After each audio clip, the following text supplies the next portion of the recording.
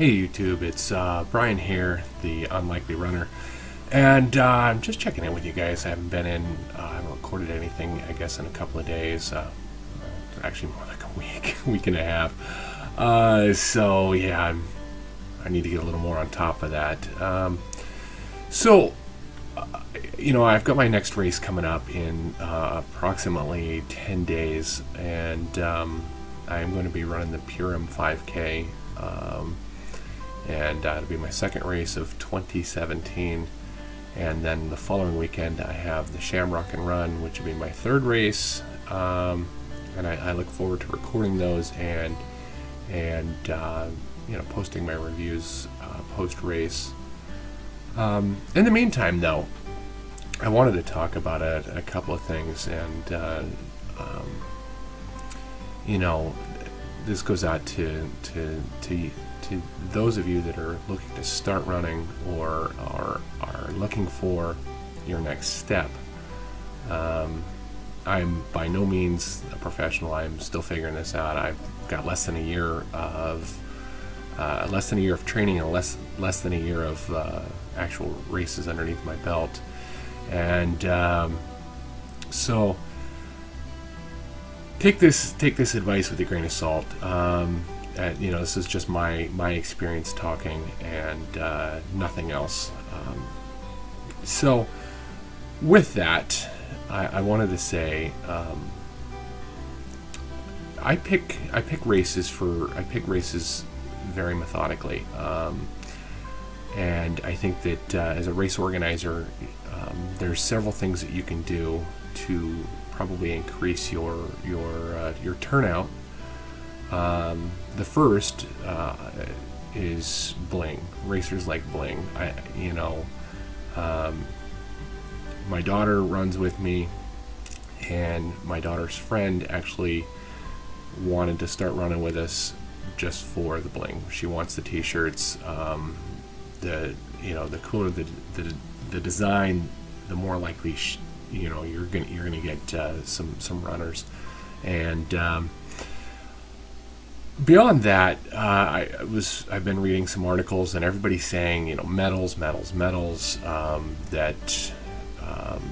medals are a big thing. I personally, I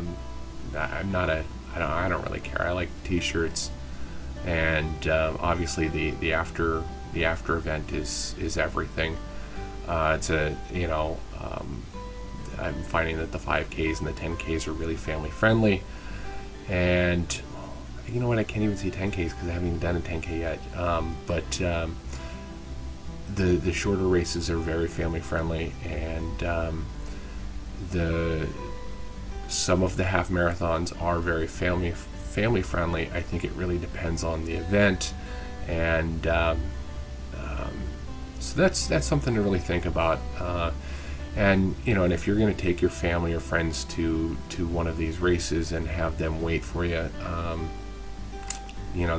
they should realize how long it's going to take you to finish this race. If you're going to run a 5K, anywhere from 15 to an hour, depending on your pace. So be respectful of their time. And obviously a 10K is going to take you twice as long, and a half marathon is going to take you anywhere from, depending on how quick you are, anywhere from an hour to 2 or 3 hours. So they may not want to sit around and wait for you. So be ready to go to those kinds of races alone. And that's I think I'm finding that those types of times might be a good time to be a member of a race team or an organization that practices together. And there are quite a few race teams out there, and I'm finding some of those, and looking at some possibilities, and even the pricing on race teams really ranges. I'm finding them from anywhere from just a couple of dollars to $100 a year, and I'm sure that there's some that are even more than that. but I must digress. Getting back to picking your race and picking your next step as a runner. Start with a 5K.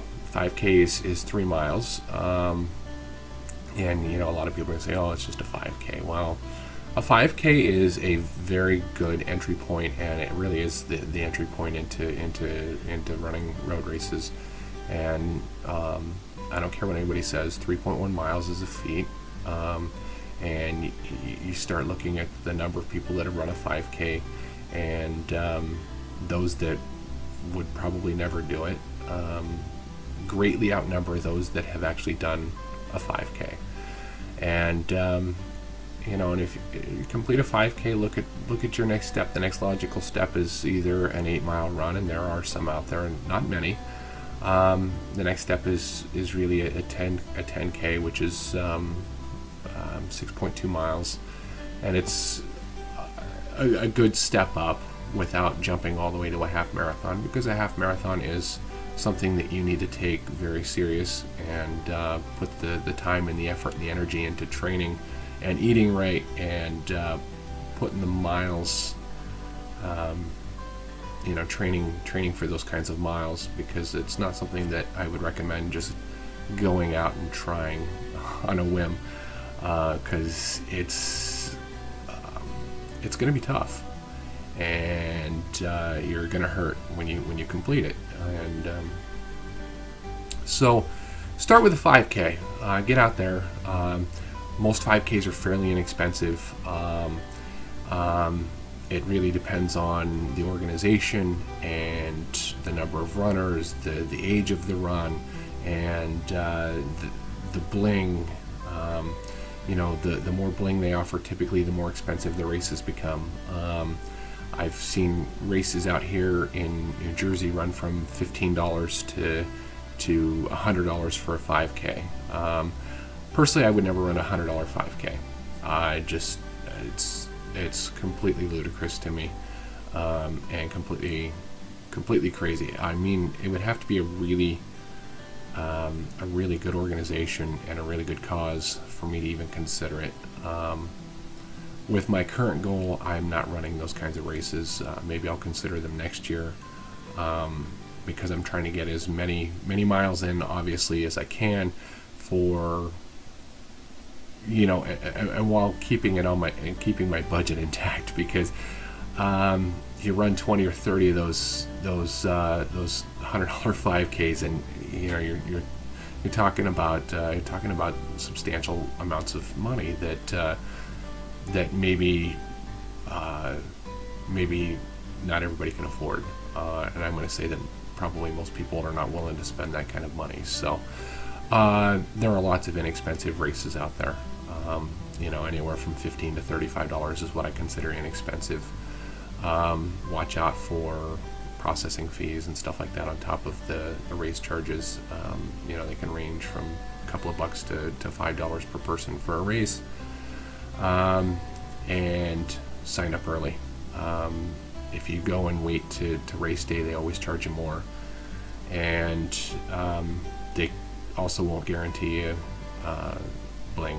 They don't guarantee you a T-shirt, and most of them will say that the first 100 or 200 or X number of runners that sign up ahead of time are guaranteed a shirt. So if that's what you're after and want that prize, and want to save yourself a couple of bucks, sign up early. The next thing that I look at when I'm picking my races, I look at the organization that the race is supporting. I look for local organizations, local groups. I want to know that my money is doing a couple of things. First off, is providing me a really good time, and second is going to a really good organization. And that's what most of the races are for. They're benefiting some organization or some charity. Pick charities that are important to you. I tended to gravitate towards the cancer runs and the brain tumor runs, and I also tend to gravitate towards anything to do with children. Obviously, the Purim 5K is benefiting children with disabilities. It's actually a summer camp program for children with disabilities, so it's a fantastic cause. And then, animals, anything to do with animal shelters or food pantries. The Penguin Pace that I ran a couple weeks ago was benefiting a local food pantry, and they're associated with a group that was putting on the Scare Hunger 5K back in October. That was benefiting another food pantry. So, I tend to gravitate towards good causes, not towards just because. And if they're not listing the charity, then it's likely that it's going towards the race organization, and not to the funds are not necessarily going to support a charity. So just keep that in mind. You know what? I'm going to probably keep this fairly short today. I really just want to say thank you for checking out my videos. And if you have questions, leave them down below in the comments section. I'll do my best to answer those questions for you, either directly through another comment or in an upcoming video. So hit the subscribe, hit the like button, and if you know somebody that might like to check out my videos, be sure to share it with them. So, alright guys, thanks again, and have a great day.